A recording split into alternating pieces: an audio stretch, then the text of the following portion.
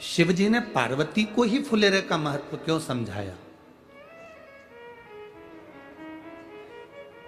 एक कथा महाराष्ट्र में पहले करी थी, उसमें हमने हरतालिका तीज शिव महापुराण की कथा में वर्णन किया था सभी चीजों का। अब वापिस प्रसंग को तो नहीं ले रहे हैं, पर छोटा सा प्रसंग उस प्रश्न के उत्तर पर।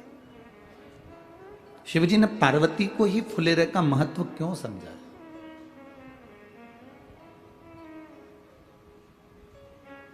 देवऋषि नारद ने जब पार्वती मैया को हिमालय राज की गोदी में देखा था, तब देवऋषि नारद ने भी पार्वती के कानों में यह कह दिया था कि पार्वती, अगर तुम्हारी ये पुत्री, तुम्हारी ये बेटी शंकर की आराधना करेगी,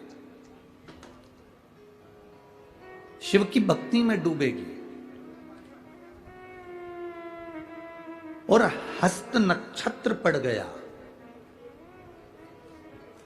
हस्त नक्षत्र की तृतीया अगर पड़ गई और वो तृतीया के दिन अगर इसके ऊपर कोई फूल का झूमर पड़ गया, तो तुम्हारी ये कन्या अभी तक सती बनकर जन्मी थी तो प्राण छूट गए थे, उमा बनकर जन्मी थी प्राण छूट गए थे, कात्यायनी बनकर जन्मी थी प्राण छूट गए थे, स्कंदा बनकर जन्मी थी प्राण छूट गए थे।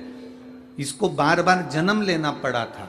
अगर एक बार इस कन्या ने उस फुलेरे के नीचे अगर पूजन कर ली और हस्त नक्षत्र और भद्रपद की तृतीया अगर पड़ गई, तो फिर ये पार्वती का कोई दूसरा जन्म नहीं होगा, ये जन्म इसका फिर आखिरी ही होगा।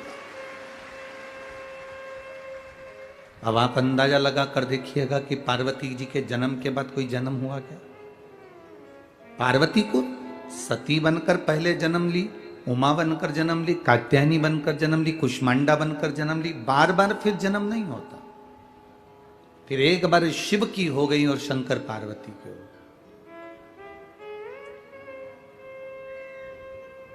फुलेरे का दर्शन का मतलब क्या है कि आपके जिंदगी के जितने दुख हैं,